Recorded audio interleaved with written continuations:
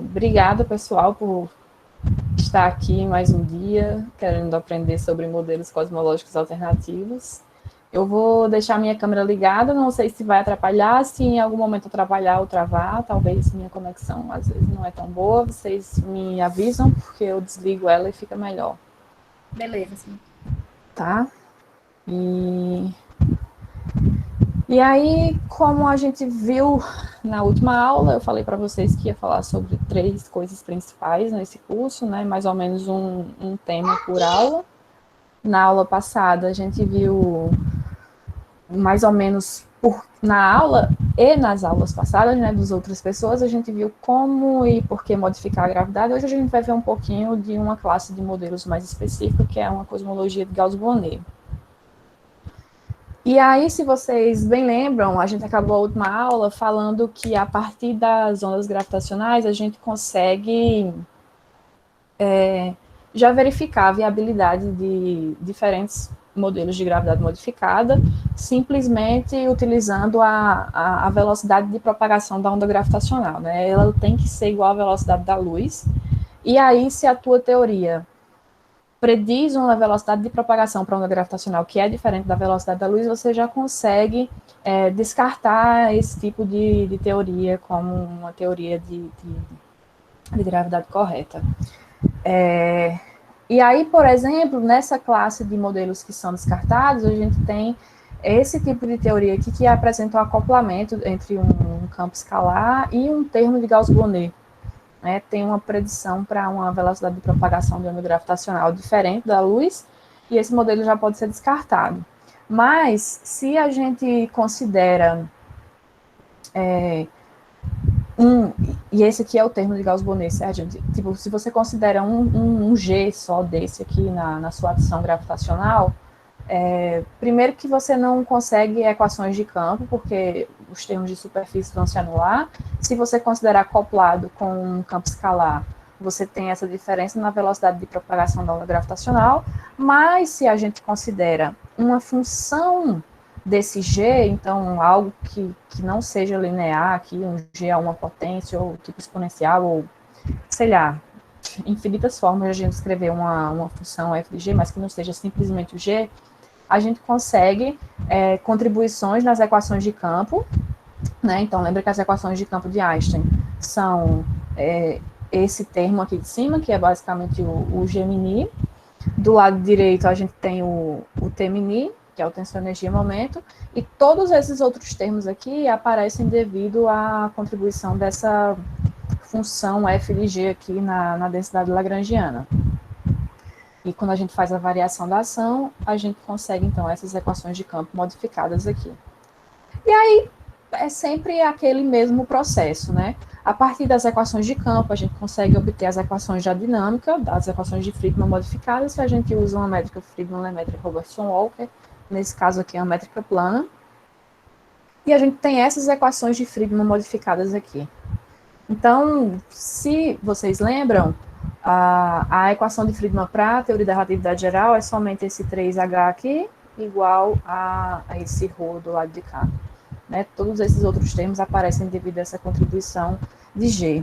Então, ao invés de considerar aquela componente de energia escura que a gente não sabe o que é, a gente vai tentar verificar se esses termos aqui, que dependem desse termo de Gauss-Bonnet, esses termos que a gente fala assim de maneira geral, termos geométricos, porque de fato eles vêm da geometria, a gente pode tentar ver se a gente consegue explicar a expansão acelerada com esse tipo de modificação, e também a gente pode tentar ver se a gente consegue reproduzir todas as eras cosmológicas, né? Todas as eras de dominação ao longo da evolução do universo. Então, se a gente tem uma sequência de radiação, matéria e aceleração, que é a fase que a gente está agora.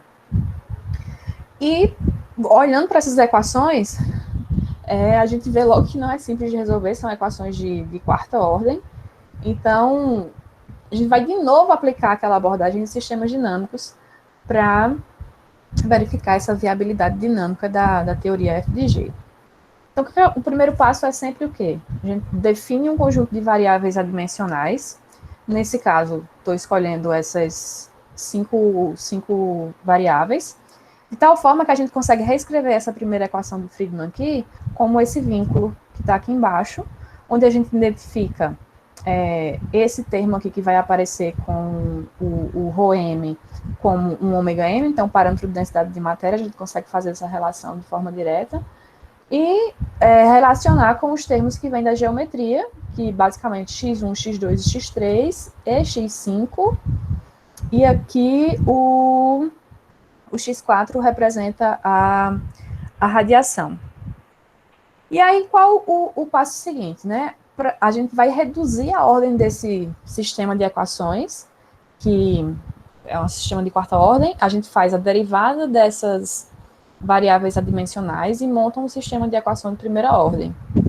E aí a gente agora tem um sistema aqui de 5 dimensões, porque são 5 variáveis que a gente introduziu, então vamos ter 5 equações que estão acopladas e que tem essas funções aqui, de novo, m, que depende também de uma função r, que r pode ser escrito em função das variáveis x1 e x2. Aqui é basicamente manipulação algébrica para a gente chegar nessas equações. O importante é lembrar que quando a gente resolver esse sistema de equações, a gente vai obter soluções que podem representar essas eras de dominação do universo. E uma vez que a gente tenha pontos que correspondam a esses regimes na evolução do universo, a gente também pode verificar, através de análise de estabilidade, se a gente consegue uma sequência, uma evolução desse nosso sistema entre esses pontos que representam as eras de dominação, e se essa evolução acontece da ordem correta, né, da ordem que a gente sabe das observações, que tem que ser, de novo, radiação, matéria, aceleração, mais uma vez. E aí sempre é útil também definir esses parâmetros de equação de estado, tanto, e aí de novo, estou aqui chamando de ômega DE, de energia escura, mas seria aqueles termos que fazem parte da contribuição geométrica para representar o efeito da energia escura, que seria da expansão acelerada. E a gente também escreve um parâmetro da equação de estado efetivo aqui, que vai depender somente dessa variável x5. E aí aqui a gente tem um sistema autônomo, que é que a gente faz para obter os pontos fixos. A gente iguala todas essas equações aqui a zero e resolve elas simultaneamente. E aí a gente vai obter, lembra que no caso de FDR a gente obtém pontos fixos, né? A gente tinha valores determinados para x1, x2, x3 e x4 naquele caso, porque eram 4 variáveis. Aqui agora a gente vai ter linhas de pontos fixos. Por quê? Por exemplo, x1 vai ser 1 menos x2, e x2 pode ser qualquer coisa, então a gente vai ter uma linha, né? Uma linha em x2 que determina qual vai ser os outros pontos através dessas relações que existem entre as variáveis. Então, quando a gente resolve aquele sistema, a gente vai obter essas 4 linhas de pontos fixos. E aí a gente tenta examinar quais delas conseguem representar algum regime da evolução do universo. Então, por exemplo, se a gente olha para essa linha aqui, 1, o que a gente observa? Um parâmetro da equação do estado menos 1, parâmetro da equação de estado efetivo menos 1. O que é que isso representa? Representa uma era de aceleração, mas para isso a gente precisa ver as outras componentes. O parâmetro de densidade da matéria vai ser 0, radiação vai ser 0, a gente só tem energia escura geométrica, né? A gente está falando sempre daquele termo geométrico. Então, esse ponto aqui, essa linha, vai representar uma solução do tipo de Sitter, né? Que é um universo que somente contém, não tem matéria e está só acelerado. Se a gente vai para, deixa eu ver aqui, a linha L2, a gente tem um W efetivo que é igual a 0. Isso representa o quê? Matéria. Era da matéria, né? Era da matéria padrão, tem um W efetivo igual a 0. E a gente olha aqui o parâmetro de densidade da matéria, e ele, de fato, é diferente de 0. Para ser uma era da matéria padrão, esse x3 aqui, ele tem que ser um valor próximo de 0, né? Mas note que a gente também tem valores de x1, x2 e x3 e x5, que são diferentes de 0. E isso corresponde a uma era da matéria que escala com a energia escura, né? Porque se a gente tem um valor de x3 diferente de 0, a gente vai ter contribuições tanto dessa parte geométrica quanto da matéria. E reproduzimos a área da matéria padrão quando o valor de x3 vai ser igual a zero. Para essa linha aqui, x4, quando a gente olha o parâmetro da equação do estado efetivo, a gente tem um valor de 1/3. 1/3 representa radiação, era da radiação. E aí você olha aqui, não tem matéria, mas você tem componentes de radiação e de energia escura. Então, agora a gente tem um ponto, na verdade, uma linha de pontos críticos que representam uma solução para a era da radiação, mas que escala com a energia escura. E, de novo, para a gente ter uma era da radiação padrão, esse x3 aqui, ele tem que tender a zero, né? Tem que ser um valor muito próximo de zero. E a linha L3, a gente vai ter aqui um parâmetro da equação do estado efetivo, que é menor do que menos 1/3, dependendo do... Na verdade, pode ser menor ou maior, né? Vai ser diferente de menos 1/3, porque depende da variável x5, e não tem matéria e não tem radiação. Então, essa linha aqui é uma linha de ponto crítico que representa uma era dominada por energia escura, né? E aí sempre lembra que eu estou falando energia escura seria essa contribuição geométrica. Então, aqui a gente tem pontos que podem representar as fases evolutivas do universo, mas a gente precisa saber qual trajetória o sistema vai seguir, qual trajetória o teu sistema vai seguir, isso também depende de condições iniciais, mas aí a gente precisa saber se ele segue a ordem certa, né? No caso, passando de radiação para ponto de matéria para ponto de aceleração, que pode ser um dos dois. Ele pode ir para uma aceleração do tipo de Sitter ou pode ir para uma aceleração só devido à componente geométrica. Aí uma outra coisa que a gente pode observar aqui dessas linhas de pontos críticos é que todas elas, todas não, desculpa, L2, L3 e L4 respeitam essa condição aqui, que essa M é igual a menos 1/2. E além do M ser igual a menos 1/2, a gente também tem uma relação entre as componentes x1 e x2, tal que o R, que a gente definiu aqui antes, cadê o R? Aqui, R, que é x1 sobre x2, também vai ser igual a menos 1/2. E essa função M, ela depende aqui da fórmula da minha função, mas a gente consegue reescrever ela em função de R, certo? Então, na verdade, aqui seria um M em função de R. Se o M é igual a menos 1/2 para um R que é igual a menos 1/2, a gente tem essa condição aqui válida, né? A gente tem, então, que aquelas linhas L2, L3 e L4, elas passam por esse ponto quando a gente faz um plot do plano M e R, né? O M de menos 1/2 vai ser igual a menos 1/2, porque o R é menos 1/2 e o M é menos 1/2. Mas aí, para você saber como que o teu sistema evolui, você precisa saber da estabilidade, né? E aí, para fazer análise de estabilidade, você tem que calcular lá o jacobiano, fazer a análise dos altos valores e ver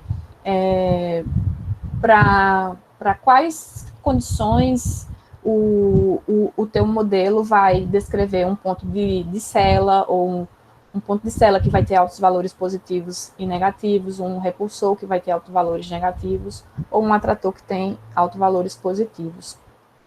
E aí o ideal é sempre assim, que pontos de radiação e matéria sejam pontos de cela e que a aceleração seja um atrator final, né? Então o teu sistema evolui pelo ponto de cela da radiação e matéria até ir para o atrator final, que é um ponto de aceleração. E aí aqui vamos tentar entender o que é que está acontecendo nesses plots, né? Então, o ideal aqui seria a gente seguir de um ponto P4, que representa a radiação. Então, se a gente lembra aqui, né? Essa linha L4 representa a radiação. O ideal seria a gente passar de radiação para matéria padrão, o que acontece para X3 muito próximo de zero, e depois seguir para um dos dois casos acelerados, nesse caso aqui para P1, por exemplo, que é o ponto de de Sitter. E aí, pela análise de estabilidade, a gente consegue definir coisas assim. Aqui no plano MR, e aí para diferentes funções f de g, a gente vai ter comportamentos diferentes dessa função m de r. Para o caso de um modelo f de g, que é simplesmente um alfa vezes uma raiz de g, a gente simplesmente vai ter um ponto. Um ponto que é exatamente em r menos 1 meio e m menos 1 meio. E aí, o que essas cores querem dizer aqui no gráfico? Essa região amarela e verde correspondem a regiões de aceleração estável, aqui na parte amarela de de Sitter, aquele ponto P1, né? Então, esse ponto P1 acelerado é representado por todas essas regiões aqui que tem a corzinha amarelo claro, e essa região verde é um espiral estável de Sitter. Talvez eu confundi espiral com nó. Região de espiral estável e região de nó estável. Mas aí, então, o que acontece? A gente já sabe que o nosso sistema passa por essa linha que corresponde passa por esse ponto, na verdade, né? O ponto menos 1 meio nesse plano NSR. Então, a trajetória que o teu modelo tem que seguir é passar de P4 para P2, e para esse modelo aqui, P4 e P2, são sempre aqui nesse ponto menos meio, e daqui ele tem que seguir para alguma dessas regiões, amarela ou verde, para a gente ter um ponto de aceleração, né, um atrator final de aceleração. A única coisa que teu modelo não pode fazer é passar por essa região que tem esse triângulo azul claro, porque essa região do triângulo azul claro não respeita essa condição aqui da derivada do m em relação a r no ponto menos 1 meio ser maior do que menos 1. E isso precisa acontecer para que a gente tenha a era de matéria padrão sendo válida aqui no ponto P2. Para ter era de matéria padrão, o x3 tem que ser próximo de zero, certo? E aí, quando a gente faz a análise dos autovalores, a gente consegue essa restrição aqui dessa derivada ser maior do que menos 1. Então, desde que o teu sistema evolua passando por esse ponto menos meio, e não cruze essa região em azul claro, o teu modelo tem uma trajetória que indica que ele é viável para descrever toda essa sequência de eras cosmológicas, né? Então, ele pode passar de P4 para P2 e ir para P1, que é o ponto de de Sitter, que é uma dessas regiões aqui, mas ele também pode voltar para P3, que também está nesse ponto aqui, menos meio, se a gente lembra, a linha L3 também passa nessa condição de m menos meio para um R que é igual a menos meio. Né? Então, o teu sistema tanto pode começar com trajetórias aqui próximo desse ponto P4, segue para P2 e vai para P1, como pode voltar para P3. Isso aqui é para o caso do modelo alfa raiz de G. Se a gente agora considerar um modelo desse tipo aqui, né, então que a gente tem um G elevado a 3/4, e tudo isso aqui é elevado a 2/3, beta, alfa e beta são parâmetros aqui do modelo que dá para determinar de outra forma, a trajetória do teu sistema faz isso. Né? Então, ela passa pelo ponto menos meio, e daqui do ponto menos meio, que tanto vale para uma era de radiação padrão, quanto para uma era de matéria padrão, ele segue para essa área aqui, que seria um ponto de de Sitter P1.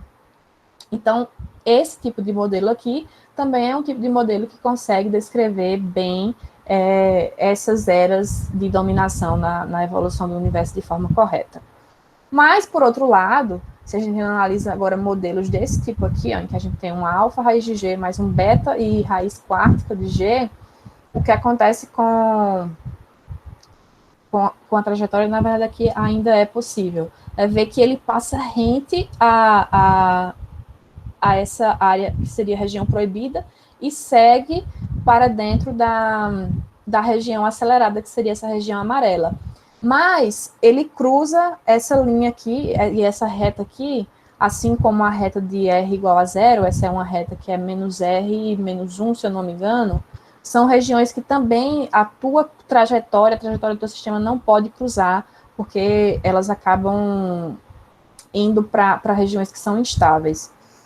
E para esse caso aqui também, né, é uma alfa raiz de G com a exponencial de beta G, e a trajetória desse tipo de modelo, ou ela passa pela região proibida, né, do ponto menos meio, ou ela simplesmente passa por um outro lugar. Então, quando a tua trajetória passa por aqui, isso quer dizer que é um ponto acelerado, estável, tudo bem, mas não vai apresentar era de radiação, nem vai apresentar era de matéria. Para ter radiação em matéria, ele necessariamente precisa passar por esse ponto menos meio.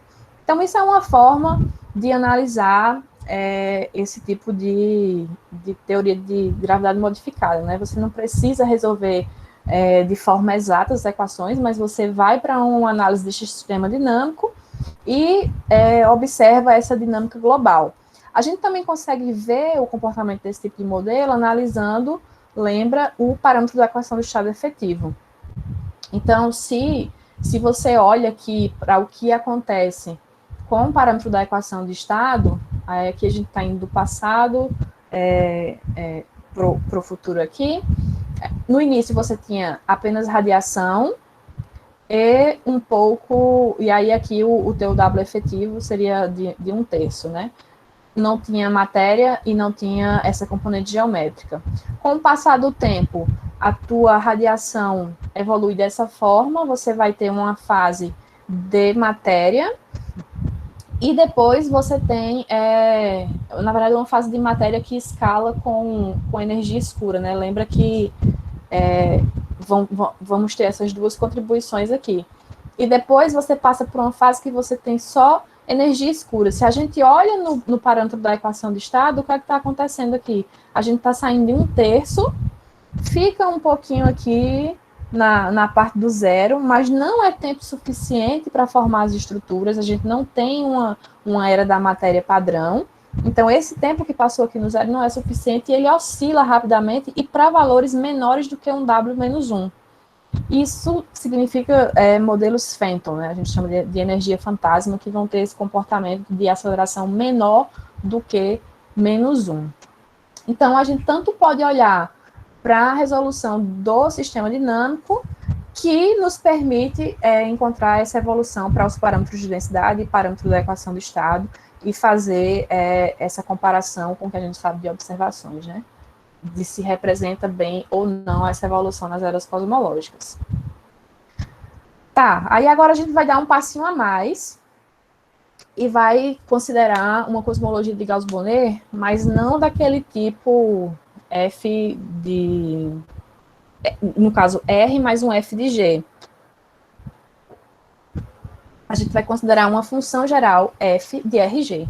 E nesse tipo de teoria, o legal é que a gente consegue utilizar todos os graus de liberdade possíveis para a curvatura, né? Porque a gente está usando o R, que é o escalar de Ritch, e usando o termo de Gauss-Bonnet, que é construído com o quadrado do escalar de Ritch e mais as combinações do tensor de Riemann e do tensor de Ritch. E esse tipo de modelo, esse tipo de termo do G, também vem lá da motivação quântica que eu falei para vocês, né? De permitir uma teoria ser renormalizável. Então, essa é a forma mais geral, digamos, de considerar o termo de Gauss-Bonnet. Se a gente considera uma função f de RG assim na ação, a gente vai conseguir equações de campo que são dessa forma aqui. Aqui a gente tem o termo de Einstein, e somente por uma questão de um tratamento que eu vou querer fazer mais lá na frente, eu coloquei essas contribuições do termo de Gauss-Bonnet aqui do lado direito. Mas veja que são todas contribuições devido à geometria, né? Mas a gente tem uma mania, porque na verdade é uma coisa que facilita da gente tratar como um fluido geométrico, uma coisa assim, para a gente poder escrever a equação de estado. Então a gente acaba colocando aqui no lado direito das equações de campo, mas são modificações da geometria, né? No fundo, a gente não mexe na quantidade de matéria, a gente só está deformando a geometria de uma forma diferente, aí vão aparecer todas essas contribuições aqui, devido a esse termo de Gauss-Bonnet, e agora numa forma de função mais geral, né? Percebe que o simples fato de eu considerar uma função de RG faz aparecer muito mais termos do que quando eu considerava só uma função f de G. E aí, de novo, o que é que a gente faz agora? Considera a métrica de Friedmann, Lemaitre e Robertson-Walker Quando a gente faz essa consideração, a gente consegue escrever o escalar de Hit e o termo de Gauss-Bonnet em função do parâmetro de Hubble dessa forma, e a gente tem as equações de Friedmann modificadas, que agora vamos ter mais termos aqui ainda, e percebe que lá na F de G, a gente não tinha esse FR aqui, né? A gente tinha contribuições de G, que apareciam somente, eram esses termos aqui, era o F, GFG e essa derivada temporal do FG. Agora, quando a gente considera essa função geral, além desse termo e desse termo, aparece esse termo 6H, F.R, aparece esse termo F, a derivada primeira de F em relação a R, vezes o próprio R, e aparece também essa contribuição F de R aqui do lado esquerdo. Então, de novo, são equações de quarta ordem. É difícil conseguir solução exata. O que é que a gente faz? Vamos, de novo, aplicar a abordagem de sistema dinâmico. Isso foi o que eu fiz é um dos trabalhos da minha tese de doutorado, certo? Qual o primeiro passo? Define aí um conjunto de variáveis adimensionais, que nesse caso a gente escolheu essas variáveis aqui, agora são 7 variáveis, de tal forma que a gente consegue reescrever aquela primeira equação de Friedmann agora como um vínculo dessa forma aqui. Então, basicamente, vamos dividir tudo por 3FRH2, aqui a gente tem 1, e do outro lado a gente consegue ter essas definições de variáveis aqui que a gente teve. A gente pode fazer algumas relações entre essas variáveis adimensionais e um significado físico, por exemplo, o x7 a gente pode associar com a densidade de matéria, x4 a gente pode associar com densidade de radiação, e com o x3 a gente consegue escrever o parâmetro da equação do estado efetivo, e todo o resto, né, no caso x1, x2, x3, x5 e x6, entram na definição desse parâmetro de densidade geométrica aqui, que eu estou chamando de um ômega GB, né? GB de Gauss-Bonnet. E aí, próximo passo, vamos fazer a derivada temporal dessas variáveis e montar um sistema para descrever qual é a evolução dessas variáveis com o tempo. Então, a gente faz a derivada temporal, aqui o tempo a gente está considerando um tempo adimensional n, que depende do logaritmo do fator de escala. E vamos obter agora um conjunto de 7 equações, que, além desse termo B, que parece com aquele M que a gente tinha nos casos de F de R, por exemplo, a gente também vai ter esse fator gama, que aparece aqui na equação para x1 e na equação para x6, que a gente não consegue escrever ele em função das variáveis do sistema. A gente só consegue, isso significa o quê? Quando a gente não consegue escrever todo o lado direito das equações em função das variáveis que a gente define no sistema, a gente não tem um sistema autônomo, fechado. A gente não consegue resolver essas equações aqui simultaneamente para obter pontos fixos, a menos que a gente saiba quem é esse termo gama aqui. E aí, o que foi que a gente fez, né? Assim, o ideal seria fazer igual os outros autores já fizeram antes, fazer essa análise do sistema dinâmico de uma forma geral, sem considerar nenhuma forma de função f de RG. Mas a gente chegou nesse ponto, se deparou com isso e não conseguiu. O que a gente fez? A gente teve que considerar uma classe de modelos FRG do tipo lei de potência, que foi esse tipo aqui, que foi estudado pelo Salvatore Capozziello e colaboradores. O Capozziello foi meu supervisor durante o período de doutorado de sanduíche que eu fiz na Itália. E aí, à medida que a gente escolhe essa forma de função aqui, que já funciona muito bem para descrever modelos, para descrever cenários de inflação, né? Então, isso aqui a gente já consegue descrever aquela inflação, a aceleração primordial. Agora a gente está querendo saber se ela consegue descrever, além da inflação, as eras de radiação, matéria e aceleração. Quando a gente considera essa função f de RG, a gente vai obter vínculos para x2, x6 e x1, né? O x1 agora a gente consegue escrever aqui em função das outras variáveis. Então, a gente consegue reduzir a dimensão daquele sistema de 7 equações para um sistema de 4 equações. E agora sim é um sistema autônomo, né? Aquele B agora vai se tornar esse n-1, porque depende, ele era escrito dessa forma, né? Depende da derivada primeira e da derivada segunda. Quando a gente faz isso, obtém esse valor aqui de n-1. E agora sim a gente pode fazer essas equações iguais a zero e resolver simultaneamente para obter quem são as soluções desse sistema de equações e verificar se essas soluções podem representar alguma era na evolução do universo. E aí a gente obtém 8 pontos fixos, né? Aqui, de novo, a gente obtém pontos e não linhas, como no caso FG. São 8, vamos olhar por partes, né? Lembra que a gente sempre pode olhar para os parâmetros de densidade que a gente associou com aquelas variáveis adimensionais e a gente também pode olhar para o parâmetro da equação do estado efetivo.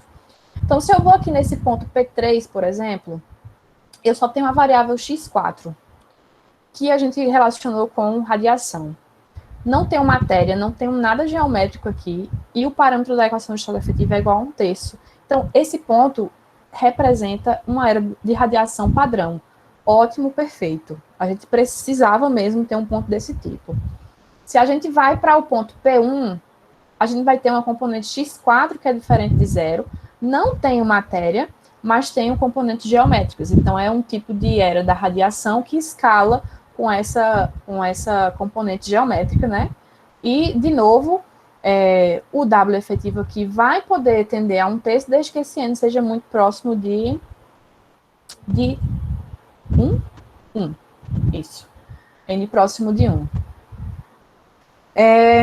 Vamos em frente. O ponto P4, por exemplo, apresenta um parâmetro de densidade de matéria diferente de zero. Mas quando a gente olha para o parâmetro da equação do estado efetivo, ele é 1/3. 1/3 faz a matéria evoluir de uma forma que a gente não tem tempo suficiente para formar as estruturas. Então, a gente pode descartar esse termo como uma era da matéria. A gente vai para o próximo ponto, que tem um parâmetro de densidade de matéria diferente de zero, e o único é esse aqui, o ponto P5, que é uma era da matéria que escala com essa componente geométrica, e que vai ser uma era da matéria padrão, quando o W efetivo for igual a zero, o que acontece para um N tendendo a zero. A gente não pode fazer o N exatamente igual a zero, porque se a gente faz o N igual a zero, a gente perde todo o nosso sistema dinâmico, né, que foi escrito para um caso geral em que o N seja diferente de zero. Então, a gente pode fazer o N tender a zero, então ser uma quase era da matéria padrão, mas não exatamente era da matéria.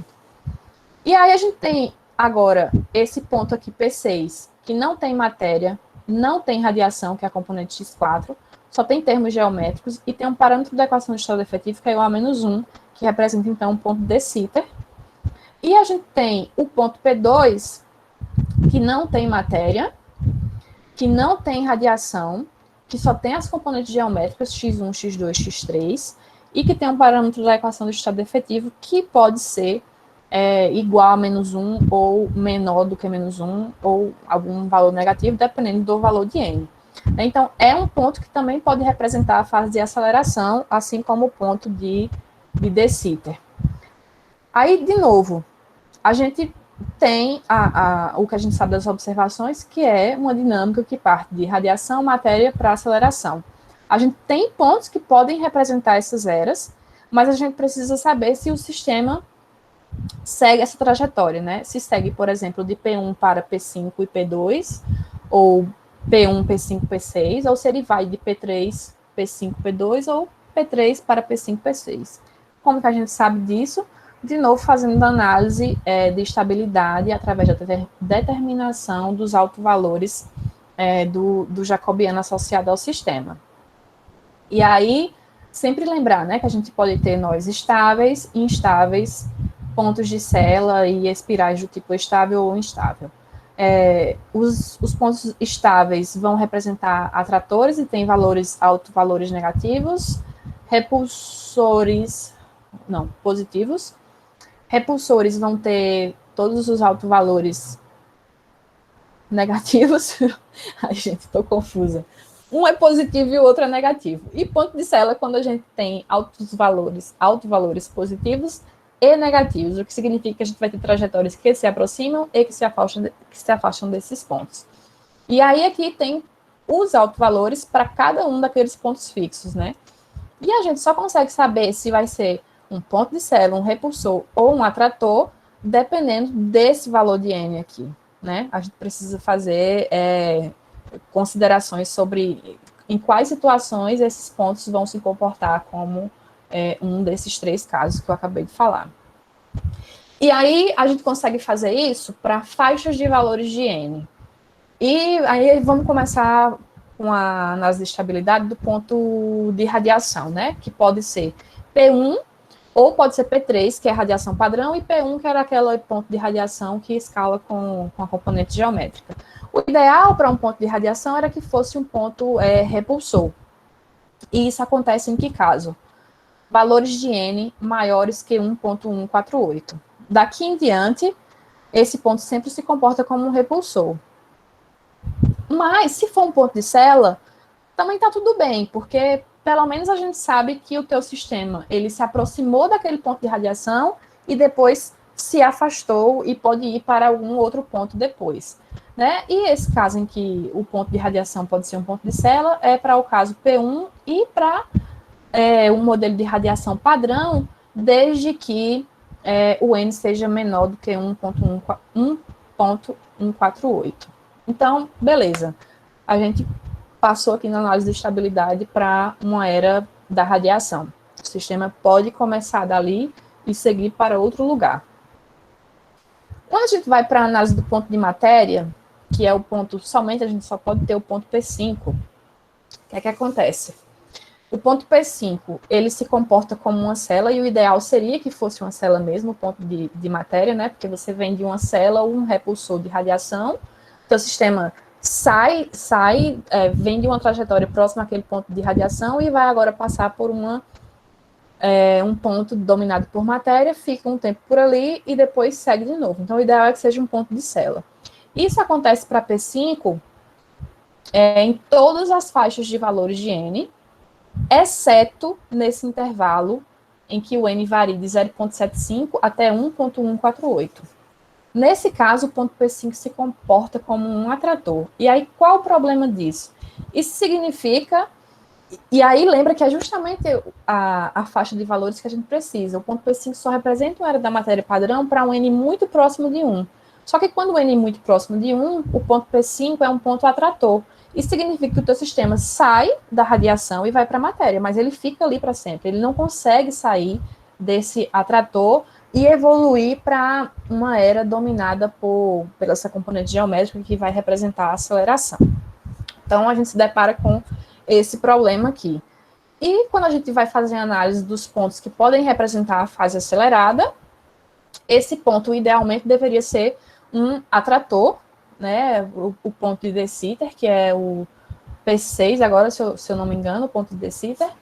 Ele é um atrator para valores de N menores do que 1.148, mas é um ponto de célula para valores maiores do que isso, né? Do que 1.148. O que também a gente não sabe se de fato é um problema, né? Porque pelo menos as trajetórias elas vão ser atraídas para esse ponto, embora que depois sigam outro caminho e vão para um outro estado do sistema. E o ponto P2 também, né? Tem esse comportamento de atrator e célula, dependendo da faixa de valores de N. Então, no fundo, o nosso modelo é muito bom para descrever era da radiação ou era da aceleração, mas ele não consegue descrever uma era da matéria. Se ele descreve uma era da matéria, vai ser um sistema que só teve radiação e matéria para sempre, né? É isso que o atrator significa. E aí, então, a gente tem esse esquema geral aqui para essa classe de modelos FRG, daquele tipo lei de potência, né? Os pontos que podem representar a aceleração, que são os pontos P1 e P3, podem ser repulsores ou célula, dependendo da faixa de valores de N, o P3, no caso, pode ser repulsor ou célula, o P1 é sempre uma célula, P2 e P6 representam as fases aceleradas como um ponto estável ou como um ponto de célula, dependendo do valor de N, mas o único ponto que pode representar a era da matéria, que é para um N próximo de 1, nesse caso tem uma estabilidade de um atrator. Então, o nosso sistema não consegue fazer radiação, matéria e aceleração. O máximo que ele consegue fazer é sair de radiação e ir direto para aceleração, sem passar pelo ponto P5, porque a gente tem, por exemplo, essas classes de valores aqui, né? Para N maior do que 1.148. P3 é um repulsor, então as trajetórias se afastam, então o sistema inicia aqui e aí se afasta desse ponto P3, que é um ponto de radiação, mas para N maior do que 1.148, P6 vai ser estável e acelerado. E aí é um atrator. Então, ele vai direto para a fase acelerada, sem ter uma fase de matéria aqui. E a gente precisa dessa fase de matéria para poder formar as estruturas que a gente observa. E isso a gente consegue ver de novo pela evolução do parâmetro da equação de estado. Então, veja, para um valor de N, que é próximo de 1, a gente tem uma era da matéria com ponto P5.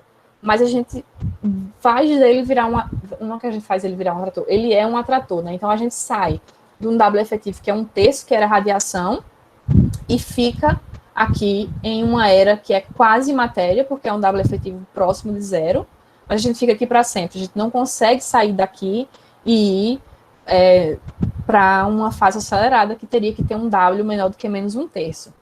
Por outro lado, se a gente tem qualquer outro valor de N, a gente sai direto de uma era da radiação, que tem um W efetivo de um terço, e passa direto para a fase que ele é menor do que menos um terço, que é aqui esse caso, que é igual, no caso, menor até do que menos um, né? Então, aqui a gente tem um regime de Fenton. Então, das duas formas a gente confirma. Esse modelo, essa classe específica de modelos FRG, não é boa o suficiente para descrever todas as eras de evolução cosmológica do universo. A gente só consegue descrever radiação e aceleração e inflação a partir de outros estudos que já foram feitos, mas não era da matéria.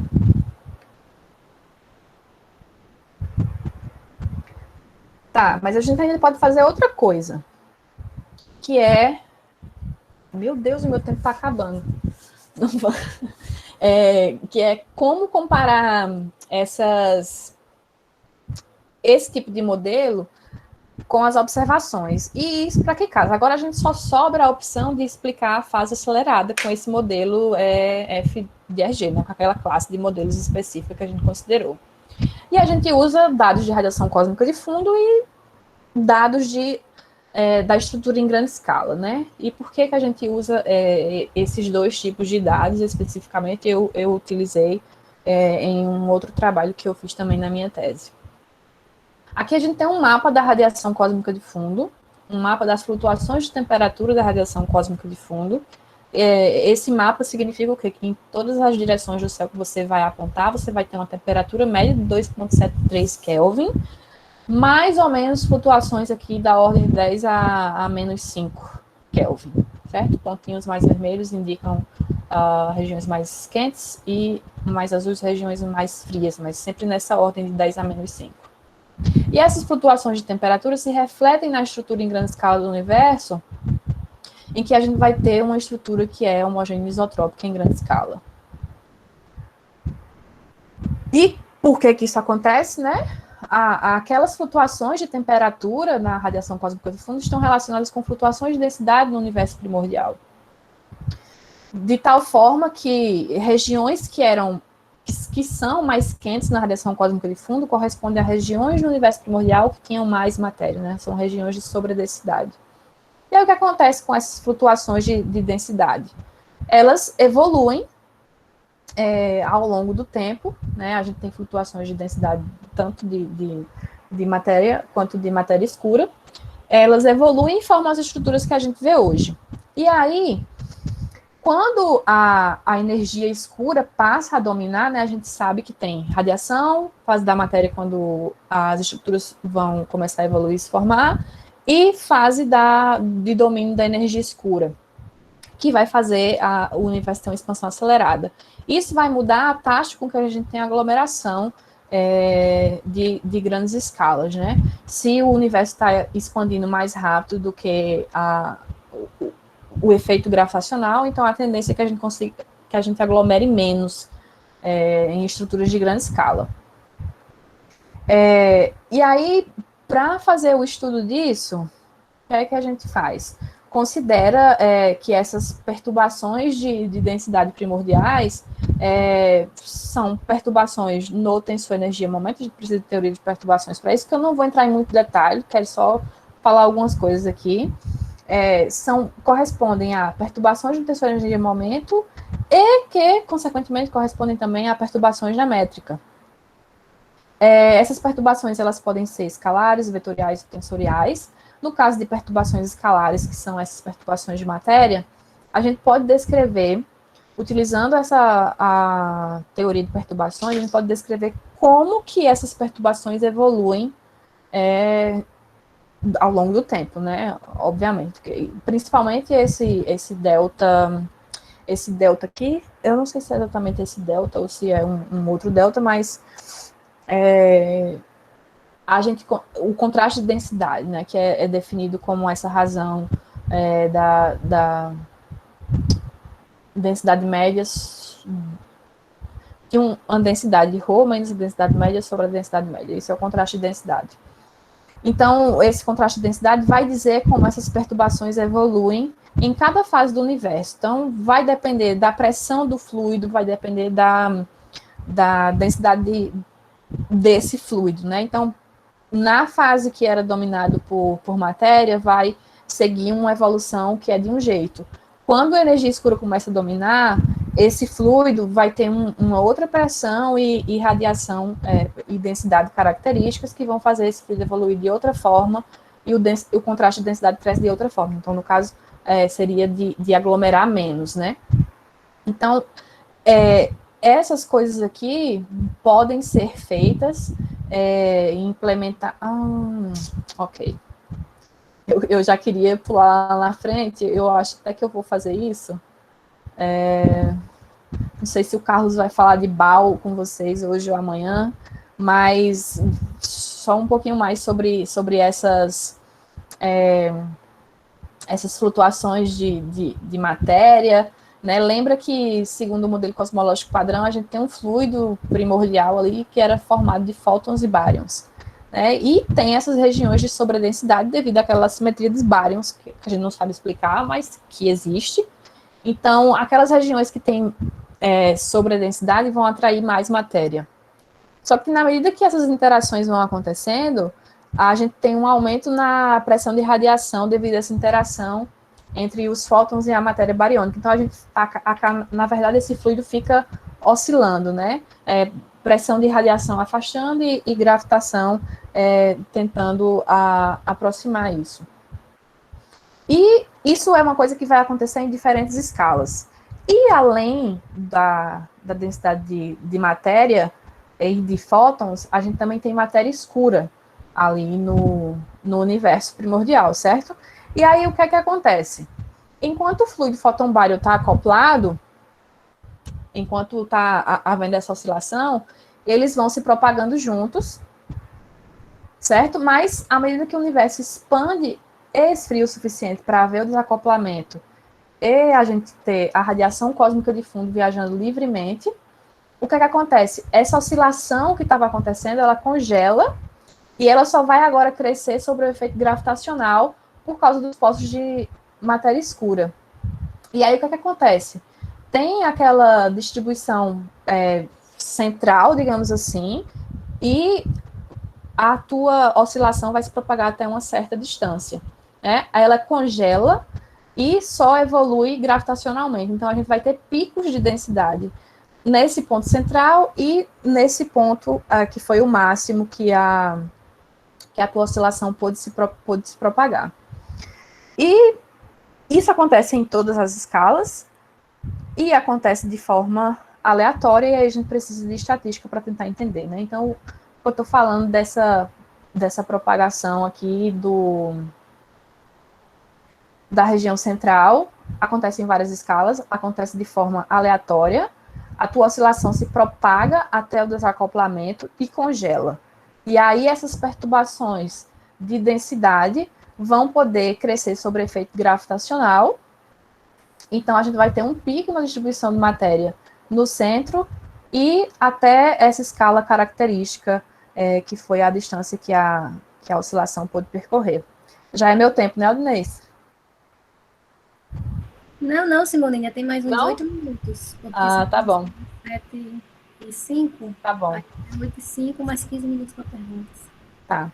Então, e aí, no fundo, isso aqui é uma distribuição de galáxias, né? Uma distribuição de matéria que evoluiu, aquelas perturbações de densidade primordiais, e evoluíram para essa distribuição de matéria aqui.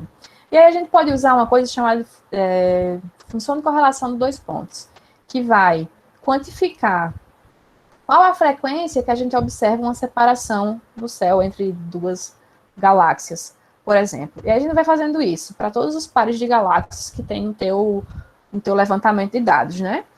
E o que a gente observa é justamente aquilo. É a densidade central e um pico a uma separação característica, que é o que a gente chama de pico das oscilações acústicas bariônicas. A gente ainda pode relacionar essa função de correlação de dois pontos com o espectro de potência da matéria, que vai representar, então, a potência dessas perturbações, né? O quanto que a gente consegue aglomerar de matéria, dependendo da escala que a gente se encontre. Então, no fundo, a gente mexer na quantidade de energia escura, que faz a coisa aglomerar mais ou menos, a gente vai ver um impacto, então, nesse espectro de potência da matéria, quando a gente estiver analisando o comportamento, o regime não linear que acontece aqui para grandes escalas, número de onda grandes escalas, e para pequenas escalas angulares. E por que eu estou falando de pequenas escalas angulares? Porque a gente pode estudar essas flutuações de temperatura da radiação cósmica de fundo como uma expansão em harmônicos esféricos e também construir um espectro de potência para as flutuações de temperatura. Então, a gente vai ter um espectro de potência para a matéria, que vem das perturbações, e o espectro de potência para as flutuações de temperatura da radiação cósmica de fundo. E, a partir do cálculo desse espectro de potência, a gente consegue determinar bem os parâmetros cosmológicos. E dependendo... e aí, o que acontece? Na verdade, eu acho que é a próxima figurinha, que eu justamente quero falar. A gente consegue determinar os parâmetros cosmológicos e, dependendo de qual seja esse teu parâmetro cosmológico, você vai ter uma forma diferente para o espectro de potência, né? Então, por exemplo, essa posição do primeiro pico é justamente determinada pelo pico do BAO.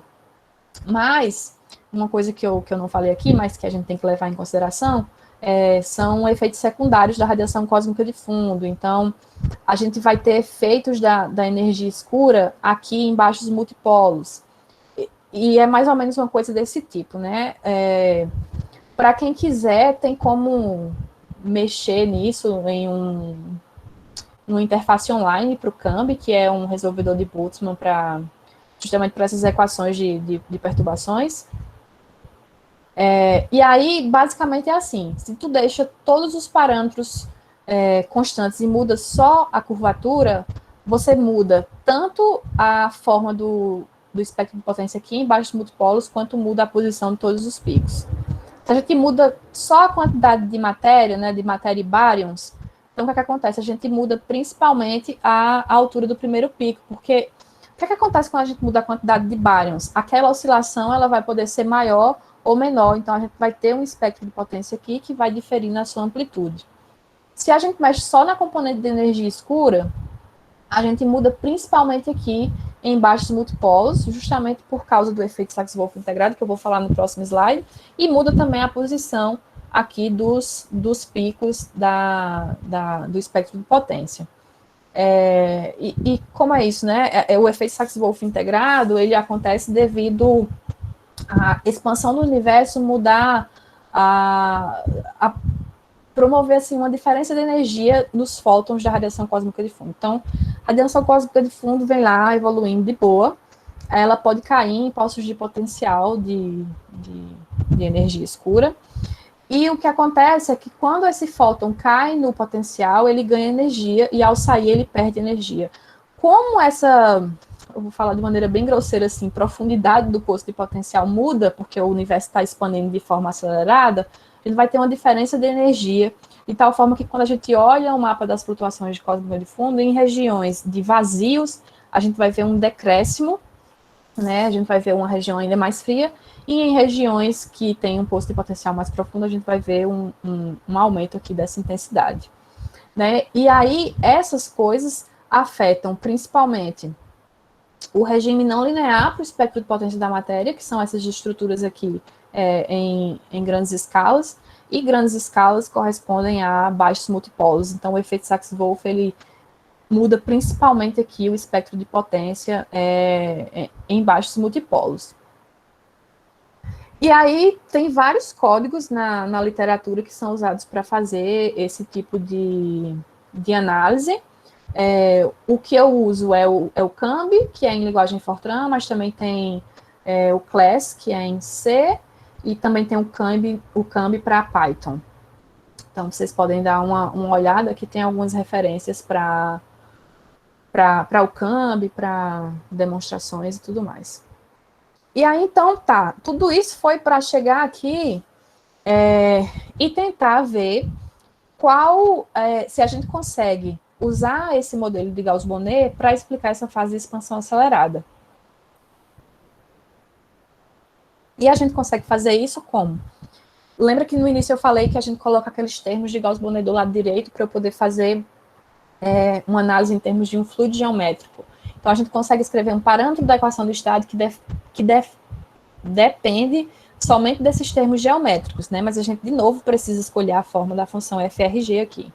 A gente escolheu o mesmo tipo de função, lei de potência, mas, além disso, a gente também considerou uma solução do tipo lei de potência para o fator de escala, de tal forma que a gente agora consegue reescrever aquele parâmetro da equação de estado dessa forma aqui, que vai depender de dois parâmetros, né? N e S. E onde esse parâmetro N vai depender do S da seguinte forma, né? Dessas duas formas aqui, N1 e N2. E esse parâmetro da equação do estado tem essa seguinte característica aqui, para as soluções N1 e N2. Para ser uma solução que consiga representar a fase acelerada, esse W tem que ser menor do que menos 1/3. Aqui eu marquei a linha do -1, né, que seria justamente para mimetizar o modelo lambda CDM com constante cosmológica. Então, a solução N1 é a única que se aproxima, pelo menos assintoticamente, desse valor de -1 para o W, tanto somente para a solução N1. Né? A solução N2 não passa aqui pelo valor de -1. Então, a gente considera como uma solução viável somente essa solução N1 e mais somente consideramos os valores negativos desse parâmetro S, porque no caso em que essa solução N1 tem valores positivos de S, a gente também tem um problema na densidade de energia dessa componente que fica negativa. Então, a gente escolhe analisar essa solução N1 só para esse caso em que o S é negativo. E aí a gente consegue, então, implementar aquele código CAMB e ver quais as predições desse modelo. Então, a gente está introduzindo uma componente geométrica que vai ser quantificada através justamente desse parâmetro S, né? O N depende de S, então, no fundo, a gente tem um W que depende de S. Então, esse S quantifica essa geometria que seria responsável por explicar a expansão acelerada. Lembra que lá naquele gráfico anterior, eu mostrei que o efeito da energia escura era mudar a posição dos picos e mudar em baixos multipolos. Né? E é exatamente o que esse nosso S faz aqui. Ele muda a posição dos picos e muda aqui em baixos multipolos. E no espectro de potência da matéria, ele muda principalmente aqui na parte do regime não linear, prevendo uma aglomeração menor de matéria, né, que seria caracterizado por isso aqui. enquanto que o que a gente observa são os pontos, né, são os dados observacionais, tanto das flutuações de temperatura quanto do espectro de potência da matéria, e que diverge um pouquinho aqui, né? Mas aqui são só predições teóricas. A gente pode fazer um confronto direto com os dados observacionais, e para isso a gente vai utilizar uma análise estatística que usa um outro código, que é o COSMO-MC, e a gente vai, como o Javier falou ontem, usar o nosso conhecimento a priori da região que a gente entende que tem um significado físico para os parâmetros que a gente vai considerar na nossa análise. Então, a gente vai considerar um espaço de parâmetros variando densidade de matéria bariônica, densidade de matéria escura, esse θ, que é a razão entre a distância de diâmetro angular até a superfície de último espalhamento, o tal, que é a profundidade óptica, NS e AS, que são parâmetros de espectro de potência primordial, e esse S que vai quantificar essa geometria para descrever a aceleração. Esses parâmetros têm significado físico nesse intervalo de valores aqui, então a gente coloca a nossa análise de Markov-Monte Carlo para rodar nesse intervalo de parâmetros e usa diferentes tipos de dados para fazer o nosso confronto do modelo com as observações, né? Então, a gente usou dados da radiação cósmica de fundo, nessa época ainda os dados de 2015, agora já tem os dados mais novos de 2018, dados de supernova, a gente usou um prior também no H0, e os dados de oscilações acústicas bariônicas, desses levantamentos aqui. E aí a gente consegue estimar, então, os parâmetros cosmológicos para o nosso modelo. Tanto os parâmetros que a gente também tem em comum com o lambda CDM, quanto o nosso parâmetro extra, que seria aquele parâmetro S. E a gente fez isso usando duas combinações de dados, usando só dados da radiação cósmica de fundo e usando todo o conjunto de dados, né? Então, só quando a gente usa todo o conjunto de dados, que inclui VAL, H0, supernovas e radiação cósmica de fundo, é que a gente consegue impor uma restrição aqui nesse parâmetro S. Enquanto que os dados de radiação cósmica de fundo só colocam um limite superior, né? O S tem que ser menor do que esse valor aqui, que é basicamente o limite inferior o limite superior do prior que a gente utilizou.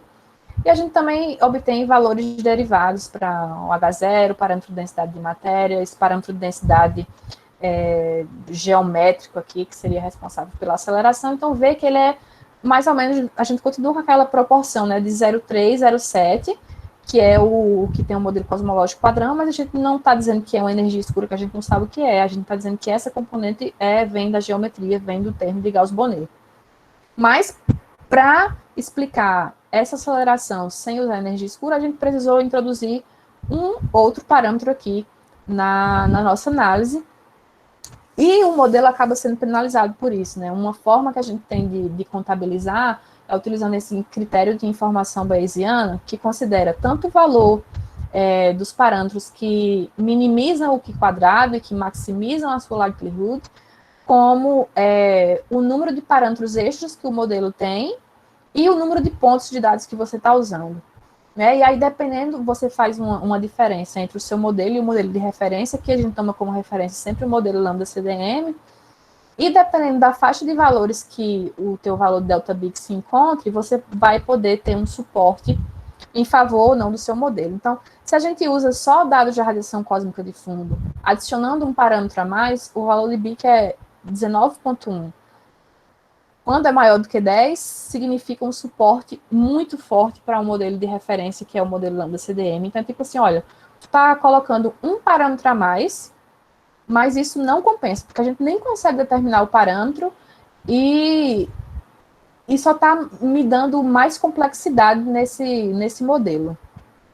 Enquanto que quando a gente utiliza toda a combinação de dados, a gente tem um valor de bit que é 4,4, é bem menor do que esse 19 aqui, mas ainda é um valor que indica um suporte positivo em favor do modelo lambda CDM. Então, de novo, a gente está conseguindo explicar a expansão acelerada sem usar energia escura, mas aos custos de introduzir um novo parâmetro. E isso é levado em conta por esse valor de Bic, né? Ele penaliza esse modelo que está adicionando complexidade para descrever todos os fenômenos dentro do teu modelo. Então, no fundo, dá para explicar a aceleração com esse modelo? Dá. Vale a pena, segundo os dados que a gente tem hoje? Não. E aqui, só para finalizar, mostrar os plots de melhor ajuste, tanto para o espectro de temperatura, quanto para o espectro de potência da matéria. Então, se a gente olhasse só para o espectro de temperatura, a gente diria, cara, esse modelo é muito bom. Ele está aqui ajustando muito bem os dados, tão bem quanto o Lambda CDM. Né? Mas aí, por que aquele valor de Bic também indica que não vale a pena a gente considerar esse modelo para descrever? Porque quando a gente vai para o espectro de potência da matéria, a gente tem o nosso modelo predizendo menor aglomeração, enquanto a gente observa mais aglomeração. Então, quando ele pesa todo o espaço de parâmetros, ele percebe, olha, pode ser bom para explicar o espectro de potência das flutuações de temperatura, mas a gente não consegue explicar a aglomeração de matéria de uma forma condizente com os dados. Então, não é bom também esse modelo. Então, uma coisa que eu aprendi muito na minha tese foi qual modelo não utilizar.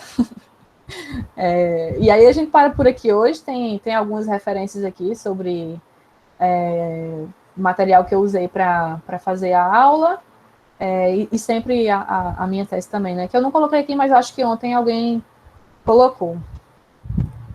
Eu paro por aqui, já estourei meu tempo. Tranquilo, Simone. Deixa só apresentar. Não para não, por favor, não para de apresentar. Tá bom. Porque senão talvez a gente corra o risco do Javier não conseguir colocar a apresentação dele. Bom, aqui tem duas perguntas que eu anotei a princípio, foi do Matheus Paganelli. Matheus, você está presente? Se você quiser abrir sua câmera, seu microfone, sinta-se à vontade. Num dos primeiros slides que você coloca o termo de Gauss-Bonnet, eu fiquei meio assim, sem entender muito bem qual a motivação, se você supõe que falta algum termo geométrico e você tenta achar uma função que ajuste bem, e a função, ela tem aquela forma, por quê, assim? Por que não poderia ser um termo, sei lá, um exponencial, ou ao cubo, ou à quinta? Seria nesse slide aqui, ou naquele que eu escolho a forma da função lei de potência? Seria, eu acho que um anterior, é um dos primeiros mesmo. Quando eu uso o Gauss-Bonnet. Exato. Aqui? Isso, pronto, desculpa, não tinha visto. Isso, tem um R quadrado, que é o de Hit, e esse termo, por que é escrito dessa forma? Qual a motivação que vocês escolhem para escrever esse G? Não, então, esse termo aqui, G, foge um pouco do meu conhecimento, Matheus, mas o que eu sei é que ele surge de quando você considera correções quânticas na ação de Einstein-Hilbert. Então, para a teoria de Einstein-Hilbert ser renormalizável, e aí talvez alguém saiba mais que eu na teoria quântica de campos sobre isso, mas aparecem termos assim, de mais altas ordens, tanto do escala de Hit, quanto combinações de Hit e combinações de tensor de Riemann. E aparecendo exatamente essa combinação aqui, que é definida como termo de Gauss-Bonnet, você consegue ter uma teoria renormalizável, né? E aí, essa é a motivação para considerar termo de Gauss-Bonnet, só o F de G. E para considerar F de G e não simplesmente o GS, se eu considero só um G aqui na ação, quando eu faço a variação para obter as equações de campo, os termos de superfície acabam se anulando. E aí não tem nenhuma diferença para as equações de campo. Preciso considerar uma função F de G. Considerando uma função F de G, tem essas contribuições na equação de campo aqui. E aí a outra parte, que foi a escolha daquela função lei de potência, o que acontece? Essa forma de função aqui, do tipo lei de potência, ela já foi estudada pelo Capozziello e outros colaboradores, e ela consegue explicar a fase de inflação. E aí, a motivação para a gente usar ela foi, já descreve inflação.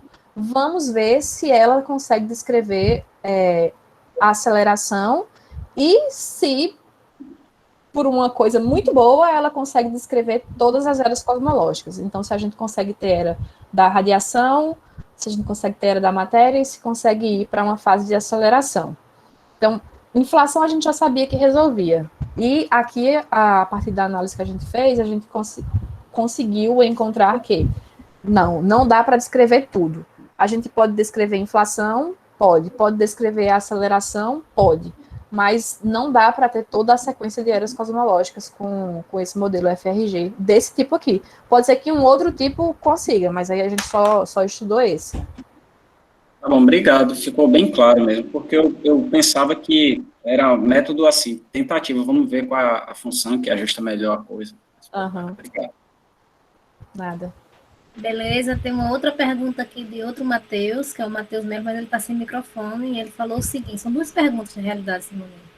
A primeira, ele pergunta, as teorias da gravidade modificada, F de G ou FR, considera a existência da energia escura? Não considera. Justamente, a gente usa esses termos para evitar falar de energia escura. Então, a gente modifica a ação gravitacional sem incluir energia escura, que viria nesse termo aqui do Temini, por exemplo, a gente colocaria um termo de constante cosmológica. A gente só diz que o lado esquerdo das equações não é mais dado só por aquele tensor Gemini de Einstein. A gente diz que a mesma quantidade de matéria que a gente tem, bariônica e escura, deforma o espaço-tempo de uma outra forma, tal que a aceleração ela acontece justamente por causa dessa deformação e não porque a gente tem uma outra componente exótica de energia que tem uma pressão negativa e faz essa expansão acontecer de forma acelerada. Ok. Tem uma outra pergunta que, na realidade, Simone, você pode até indicar, ele perguntou um livro, mas eu acho que talvez seja mais fácil artigos, que ele falou o seguinte, qual livro você indica para estudar de onde vem a definição da ação de Albert Hilbert? Então, qualquer coisa também a gente pode colocar aquilo que a gente fazer uma lista de arquivos, né, para colocar no final e enviar para o pessoal. E uma coisa que eu posso dizer sobre isso o Matheus perguntou de onde vinha o termo de Gauss-Bonnet, né? E aí tem essa motivação de construir uma teoria renormalizável e tal. Mas as equações de campo de Einstein, na verdade, elas foram obtidas primeiro assim, por tentativa e erro. Einstein e Hilbert conseguiram chegar a essa mesma conclusão, que era só esquece essa outra parte aqui dessa contribuição do Gauss-Bonnet, né? Era só o R mini menos 1/2 de G mini R igual a T mini. E foi meio que por tentativa e erro que eles conseguiram chegar nessa forma de equação, que tem uma equação que na ação corresponde simplesmente a esse termo R do escalar de Ritch. Eu posso ver livros onde tem essa história que eu estou falando, né? E posso deixar aqui indicado para vocês sim, mas para estudar relatividade geral, eu usei o Raio do Inverno, o livro Raio do Inverno. Eu acho que eu coloquei essa referência aqui, não tenho certeza agora. E já está aqui nos slides.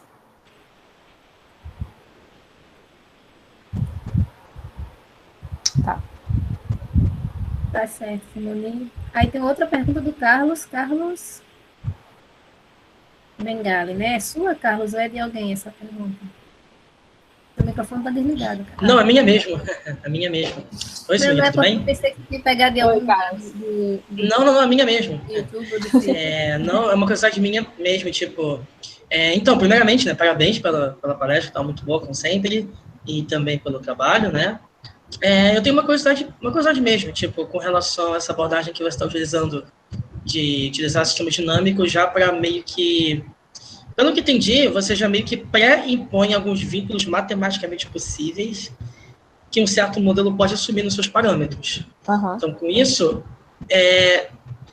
com isso você já meio que faz uma pré-seleção do seu espaço paramétrico, antes de você começar, enfim, de fato, a comparar, de fato, a confrontar o modelo com os dados, não é? Aham, sim. E também da forma sim, da função em si. Né? sim. No caso da FRG, a gente não conseguiu fazer isso, que seria resolver o sistema dinâmico para aquela forma geral, FRG, Uhum. né? sem identificar uma classe. Mas no caso de FDR, por exemplo, você consegue dizer que um modelo FDR só vai conseguir reproduzir as eras cosmológicas se tiver derivada segunda positiva. Sim, A sim, forma da tua função tem que respeitar algumas condições, né? sim. Como respeitar aquela função M que dependia de R. Então, Uhum. vai ter que passar exatamente por aquele ponto no plano MR para conseguir ter as eras cosmológicas certas ou não, né? E aí, a Uhum. partir disso, você consegue dizer se teu modelo consegue passar no teste ou não. Uhum. E também Sim, do espaço de parâmetros, né? sim, sim.